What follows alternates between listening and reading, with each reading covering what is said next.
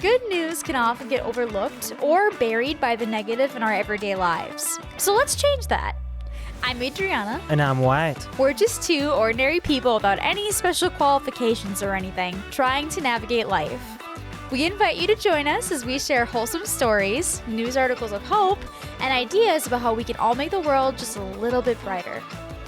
We are Uplifting Positive Stories.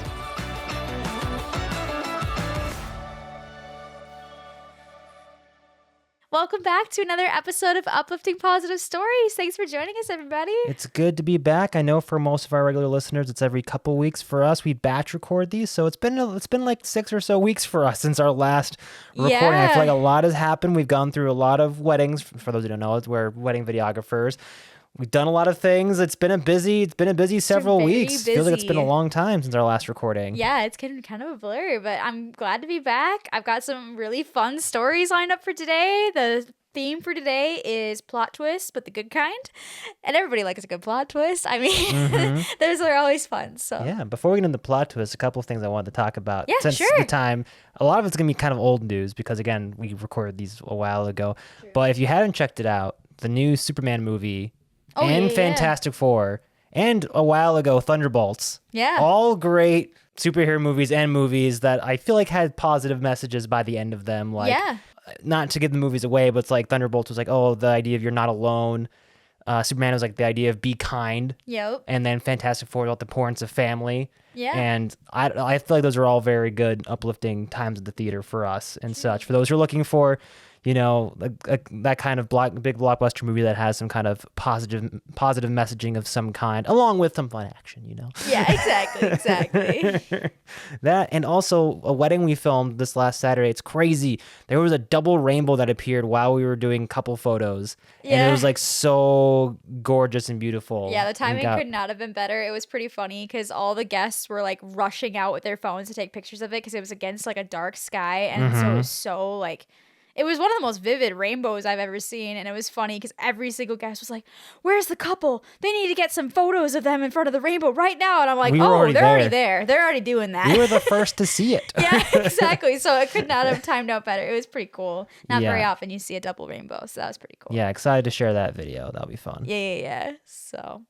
all right, should we get into these stories? Yeah, might as well. Let's do it. Okay, so our first story here comes from Best of Redditor Updates. Makes sense for a plot twist, you know, those are ones that have the good updates. This was originally posted on the subreddit, Well, That Sucks. So it starts off very unfortunate, and then obviously it has a happy plot twist. Twist, but a good one. Something that seems like it's going in a bad direction, and then things change and it becomes super positive. So, okay, here we go. Title. Can't afford to go out for my birthday, so a coworker brought me a salmon steak from his fishing trip for me to have for dinner. It was gone by 9 a.m. What's even worse is that I spent the last of my grocery money until payday on a lemon and a bottle of white wine to cook it in. I can't return the wine, and I can't drink due to a medication that I'm on. People suck.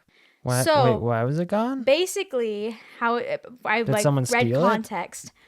It was a coworker that brought it to them and put it in the company fridge.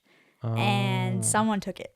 And by 9 a.m. Listen, if you didn't put it in the fridge, it ain't it's not yours. I've never had this personally happen to me, but I've heard it happen to other people, and it just doesn't make sense to me. If you think that's okay, I'm sorry. I don't know who raised you in that way, but that's barbaric. That's not what we do.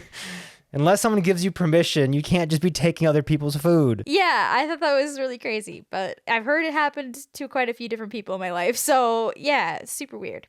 All right, on to the update. I got salmon. Let me start out by saying I expected my previous post to maybe get 50 upvotes and a few "that's what you get for leaving it in a work freezer" comments and call it a day.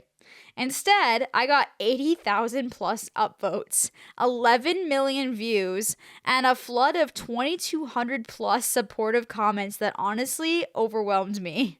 I wasn't even sure what to say after the first couple of hours. I don't think my phone has ever issued that many notifications in a 24-hour time period. It was surreal. Those justice warriors are coming in being like, no, you never take food. And I do apologize for not updating till now. I was at work when I posted the original post, and after I got off work, my cousins showed up by my house to surprise me, and we went out to the lake for the night, well out of cell signal range. But most importantly, I got some salmon. Over 140 different Redditors reached out to me offering to buy me a replacement salmon, which was both incredible and deeply intimidating at the same time. I was stunned, and I went into can't deal with this turn of events until I'm well alone mode. But thank you very sincerely to everyone who reached out offering. You were all incredibly kind for doing so. Ultimately, I was able to pay for it myself because I was unable to trap the feral cat I was planning to have neutered and vaccinated on Friday afternoon. All I can say is that I live in the wilderness and I need barn cats. It's a thing. But with the saved vet money, I got 2 fillets plus some salmon cat food so my good tamed cat could feel included. She got a bit of the cooked salmon as well because she's a good kitty. I ended up using this recipe, and they linked a recipe, and would highly recommend it. It forms a great crust at that exact timing on high heat. I might add cream to the sauce next time, but it was delicious. 10 out of 10. I really wish I'd taken a picture of the finished product, but I was hungry and I didn't even think to. But more than anything, I just wanted to thank everyone for the tidal wave of support. I was shook to my core with the unexpected levels of kindness and secondhand outrage that I received. I appreciate it so much and ultimately had a great birthday. Thank you, Reddit. And to those wondering, the salmon stealing thief remains at large. Manager was informed, will update if justice occurs. Thanks again. This story spans many genres, and I'm left with so many sort of unrelated questions of like this person's life and the circumstances surrounding it, like the wrangling of the cat. Like, what is going on in this story? So they're saying that they need to have barn cats, probably to like be able to get mice and stuff, I'm assuming. I'm just hearing more. Like, I want to just like learn more about your life and like what's going on. And it's just interesting to hear people like clearly live a little different life than I'm used to. Mm-hmm. But yeah, can you imagine though that this little post, I mean, it wasn't even that long of a post, got what, 11 million views and 80,000 plus upvotes. Well, it sounds like it was That's also crazy. all in like a short time as well. Yeah. And the fact that he had 140 different Redditors reach out being like, hey, I'll get you a salmon. That's crazy. That's amazing. I mean, it happens on Reddit a lot, surprisingly. Like, I've seen so many posts of people putting out there that something bad happened or they lost something or they really needed something and they couldn't afford it, and Redditors reach out and fill the gap. Like, it's crazy. Mm-hmm. It's pretty cool. So seeing the internet come together for good after a negative experience with a coworker, mysterious thief coworker, it happens. So yeah, kind of a cool happy ending there. All right, on to our next story here. This next one is I think it's kind of hilarious because it ends up good. It comes from the subreddit Wholesome. And it is a screenshot of a post that someone made. I think it's on either Instagram or Facebook, it looks like. The title of this post is Kid Accidentally Donates His Bike to Get a Free Office Chair. Which, obviously, what? What does that mean? Huh? But we're going to get into it. It's pretty funny. He accidentally donates his bike to get an office chair. It's pretty dang funny. I read this and I cackled. It's pretty funny. Okay. So a mom put out a post on, looks like either Facebook or Instagram, saying, help finding a bike. My kindergartner was so excited to find a spinning office chair that he left his new bike in front of a sign saying free and wheeled the office chair home. So he saw this wheelie office chair, was like, I want that. Took it, left his bike next to the sign that said free with the office chair, brought the chair home, accidentally left his bike, and when we went back to retrieve his bike, someone thought it was free and took it. So, unfortunate. Suffice it to say, his definitely not free bike was taken by someone who assumed it was free. It's been a little over a week, and we just put 2 and 2 together. Any chance someone picked up a seemingly free bike from near redacted address? The bike is a Guardian bike that was originally red, painstakingly painted purple using watercolors. What the heck? If anyone has a lead, we'd appreciate it. We have a spinny office chair to trade if that's your thing. And then there's a picture of the kid on the bike. He doesn't need a bike now. He needs the chair. I want to see a picture with the chair. Yeah. So So we'll go Kid right. did probably have a blast with the chair, you know? Yeah, right. Like, this is awesome, and it's free. How old was the kid? Kindergarten, so probably 5. Yeah, oh my gosh. It's that's so cute. funny. Okay, going on to the update. Update. Thanks to a kind neighbor for gifting my son an even better bike than the one he accidentally donated. We're hoping there's a kiddo out there pedaling their heart out on a water-painted purple bike, and hopefully they like red too. Have fun and be safe, and thanks for being such a wonderful neighborhood. We were wowed by and appreciative of the outpouring of kindness. We're so lucky to live here. Well, at least this one wasn't like actually like stolen. It was, No, a someone misunderstanding, took it next to a thinking that free was sign. free. Which is kind of hilarious that it turned out like that. And it's amazing that a neighbor went out of their way to get them an even better bike than the one that they lost. So it all worked out great in the end, and awesome that neighbors stepping up to help out when needed. It's super cool. Well, that's a nice gesture. Super, super What nice. became of the chair? I don't know. It sounds like they still have it. So the kid ended up with a brand new bike and a wheelie chair. So all is well. I'm sure it's a happy little kindergarten. Pretty funny though. Sounds like easily entertained kindergartner. Yeah. Score a chair with wheels. Drops his bike. So funny. Okay, on to our next story here. So this one kind of changing tones here. This one's a little more serious, but this one comes from the subreddit Heartwarming. And it is also a screenshot of a post, it looks like from Facebook, from the page Humans of New York, which if you're looking for some really interesting stories, that's a great page. They have, basically it's a guy that goes around and he interviews random people on the streets of New York. Sometimes he even travels and does it other countries and stuff too.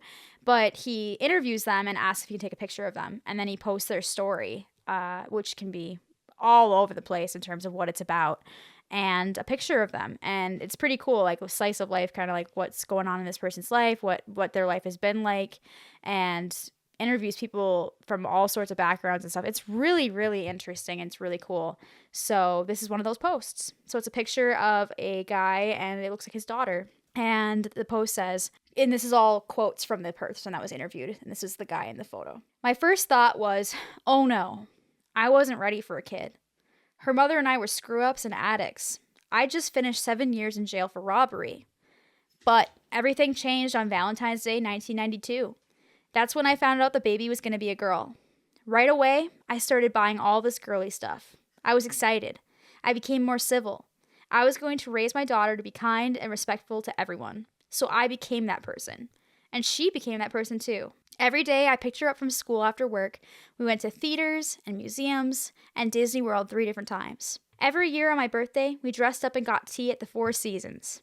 She ended up being the valedictorian of her class. She went to Duke on a full scholarship. Now she's in law school at NYU. I look at her and I think that she must have done all this by herself, because I'm kinda street. I grew up in the projects, and she's gotten so much farther than I ever could. So I always thought I had nothing to do with it. But I have friends who tell me that I made a big difference. And I did always teach her to work hard and do her best. And she told me recently that when she had to write an essay for her SAT, she called it My Father, My Hero. Aww. Yeah. Isn't that sweet? That's sweet. It just goes to show this story that you can sometimes think my life is over, like things are not going right, like I just was in jail, I'm an addict, like, and now I'm gonna have a kid, like I can't do this is like worst case scenario for me. And then it ends up being the most amazing thing in your life. And like that can go for so many things in life, thinking that, oh, I lost my job, my life is over, like this was my dream job. And then sometimes life can do a 180 and it ends up into something even better than you could have ever imagined. So the plot twist in that sense of not always knowing the direction life is going to go, and instead making the most of what you can and hoping for the best. And this person clearly did that and changed their entire life and changed their daughter's life in the process. And both of them seem like they were doing super well and have had an amazing life. So super cool. Also showing that it's never too late to, course correct if you're not seeing something in yourself that you are liking or thinking needs correcting. Yeah. It's never too late. And maybe just taking the right motivation. Yeah. Being a hero to your daughter is a pretty good motivator. Pretty good motivator, I'd say. Yeah. I thought that was really cool. All right. On to our next story. So this one also starts off sounding pretty serious. Got an interesting plot twist. Here we go. This one comes from Best of Redditor Updates. It was originally posted on relationships. And the title of it is Me, 30 female, with my husband, 32 male, of 8 years, found possible evidence of cheating, and I'm devastated. Oh. So here we go. Here's the original post. Remember, the theme of the episode is good ones. Exactly. Good plot twist. So Exactly. pulling for a good one. It's a good one. All right. I don't know where exactly to start. He's working late tonight, or that is what he says, so I thought I'd take some time to write in and ask for advice. Sorry for this being disjointed. I've been pretty emotional and crying a lot this evening. We've been together since college, married for the last 8 years, right after college grad for me. We were perfect for each other. Many friendships have come and gone, but we've always found contentment in each other. Both adventurous and did some traveling together when we were first married. We argued, but not a lot. We had kids. First, planned child was 6 years ago. Second, surprise child, and last is now 3. Since having kids, it's been tough to get time together. Both of our parents live a few-hour drive away. There aren't many babysitters that we've found that can handle our rambunctious boys. Husband works a demanding, stressful job and has had to cancel vacation plans more than once over the last 6 years because of a terrible boss. We were seeing each other for what felt like minutes every day, and our children, while wonderful, demanded a lot of our time and energy. His boss changed about 6 months ago. Immediately, his hours became more reasonable and his stress levels went down. Still, long hours and travel some days, but better. We had evenings together again, but something was different. It felt like we were strangers, just roommates who had kids together. We were just so exhausted from the last few years that we must have spent a couple months using any spare time we had once the kids were in bed, crashing, watching Netflix, etc. Just boring stuff, and all along I felt very disconnected from the man who was supposed to be my partner. So, we talked about it. I told him that I missed him. We had a few conversations about feeling disconnected. We hired a sitter, went on some dates, and things started to feel better. He's been more loving and attentive, and he brought me flowers again. I was feeling so hopeful, like I was getting my partner back. About a month ago, I noticed something I think I wasn't supposed to. He has been talking about his work trip coming up for a week in August. It's been a bit of a sore spot for me, since in my mind, summer is for family vacations, not work trips. But I've been being understanding. However, when he was in the shower, his phone beeped and I saw an email from someone named Allison entitled Our Trip. I felt a little weird looking at it, but when I asked him about it, he checked his phone and told me it was a spam email. I didn't think of it after that, but since then I haven't seen his phone left out again. I found something else about a week ago. It was a receipt for a jewelry store, and it was a sizable sum. Money has never really been terribly tight for us, but even I was surprised by how much it was for. I felt a sinking feeling in the pit of my stomach, and I admit, looked for his personal laptop to see if I could snoop through his emails. But he'd taken his personal laptop to work, something he'd never done. I was getting nervous, but somehow didn't want to bring it up with him. Maybe I was trying not to believe it, but this morning I found his credit card bill in his sock drawer. Why was he hiding it, you ask? There were transactions going back over the last month, all for stores that men typically don't shop at. I added them up and he spent a few $100s on what looks like women's clothing and lingerie. I haven't seen anything from these stores in our house, so who are they for? He is working better hours, but still away some evenings. He could be spending at least an evening a week with someone else. I don't know what to think, but I fear the worst. Is there someone else? Was I too unavailable when our kids were younger? Is he going on a trip with them? Is it this Allison person? What am I going to do if he leaves me? He's buying her presents. Doesn't that usually mean a man is moving on or falling in love with someone else? I don't know what to do. I don't know any of his passwords, so I can't snoop. I could call his office to make sure he's actually there when he says he is, but if I talk to anyone, I think I'm just going to start bawling again. He should be home in a few hours. What am I going to do? I don't want to raise my kids alone. I don't want to be alone. So yeah, very heavy post. That's a lot of emotions all happening all really fast. Yeah, which understandable. Those are some like typical red flags. Most times when you see a Reddit post or a thing like that, that's, sometimes the direction it heads, unfortunately. But as we know, this is a positive podcast. That's not where it goes. And yeah, do you want to discuss it or do you want me to just jump right into the update? I think just jump in. Right in? I don't even know what to think right now until we get the update. Okay, so update 14 hours later. So first of all, they made some edits after seeing all the comments coming in. Basically just kind of saying that they're getting kind of scared based on people's comments, because a lot of comments were like, he must be cheating. Like, these are typical red flags and things like that. And then the second edit says, I just had a ... very strange conversation with my sister. I told her everything, was getting really worked up and emotional and crying again, and she interrupted me and told me, sis, it's going to be fine. You need to calm down and talk to your husband when he gets home. I promise everything is okay. Hang up the phone, take a bath or something, calm down, and wait for husband to get home. Then she said she loved me and she hung up. All right. Okay, so clearly I think she's in on it. Possibly. So whatever it is. Here we go.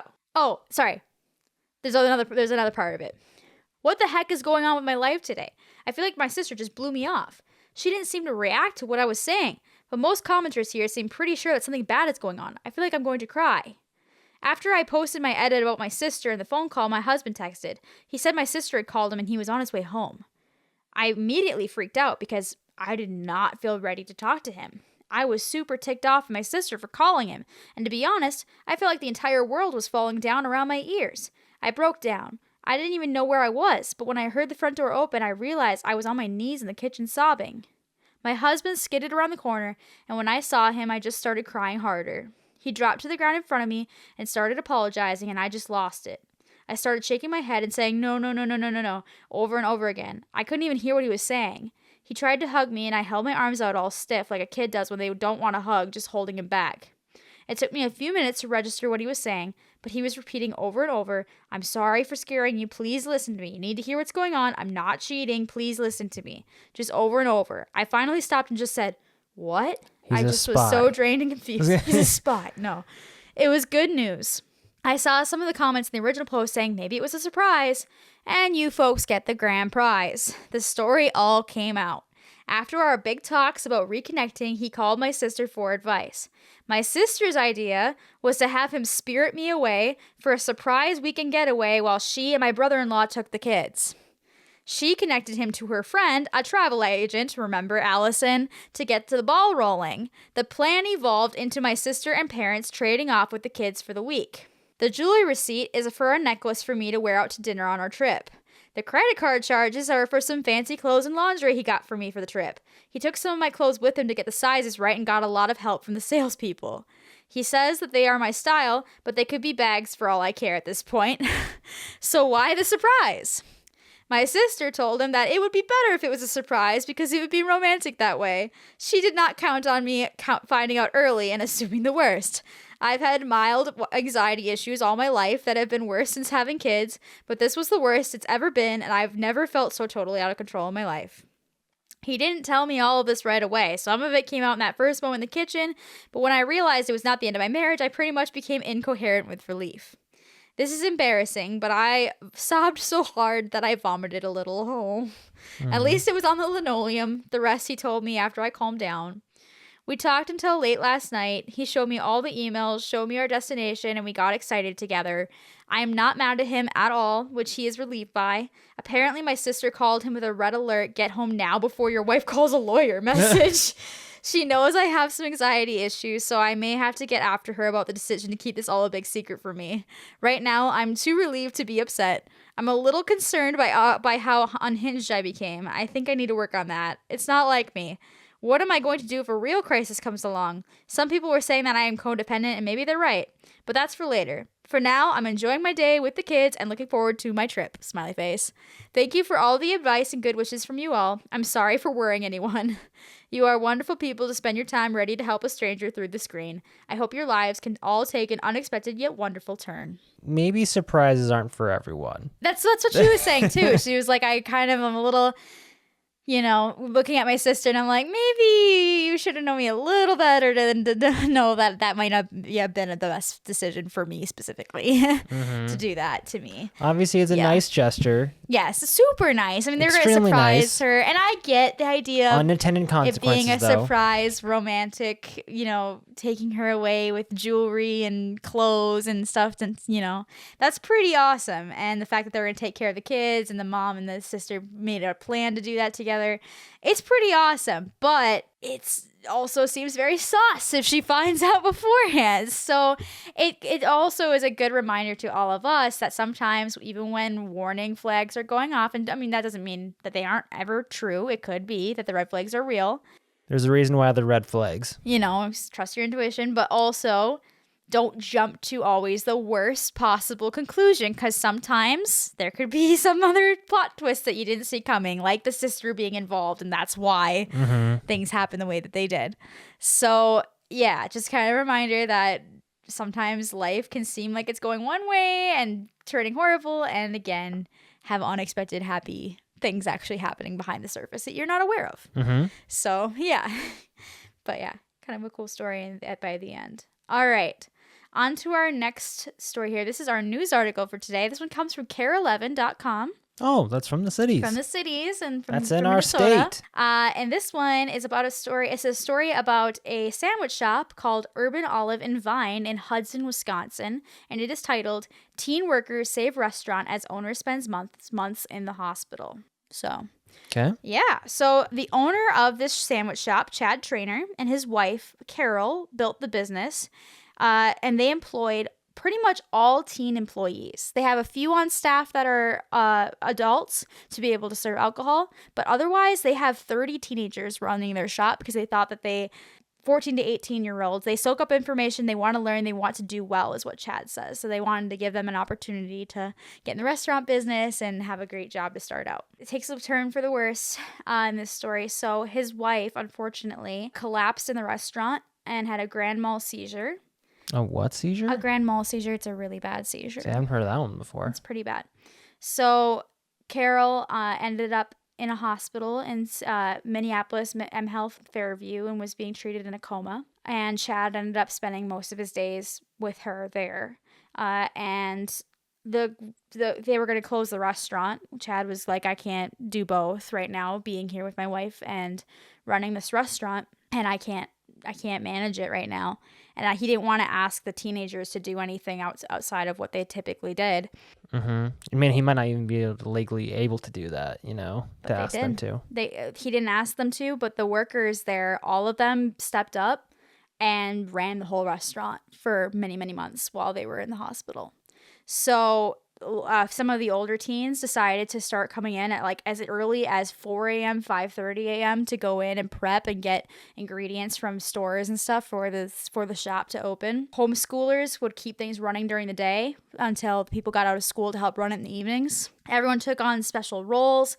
Teens trained each other in, came up with the daily specials, watered Carol's plants at the restaurant, and really just stepped up and kept it all going. So that's pretty amazing. They said the teenagers were interviewed in this story as well that were running the restaurant. And one of them said Carol always offered help with school, homework, and just life in general. And Carol and Chad also sponsored the teens' pageants and rarely missed their school sports and performances. So they were very close with the owners as well. Unfortunately, Carol ended up passing away in the hospital many months later. And yeah, what's crazy though, Chad says that without them, the restaurant would not exist. These kids became adults and ran our business and took care of me.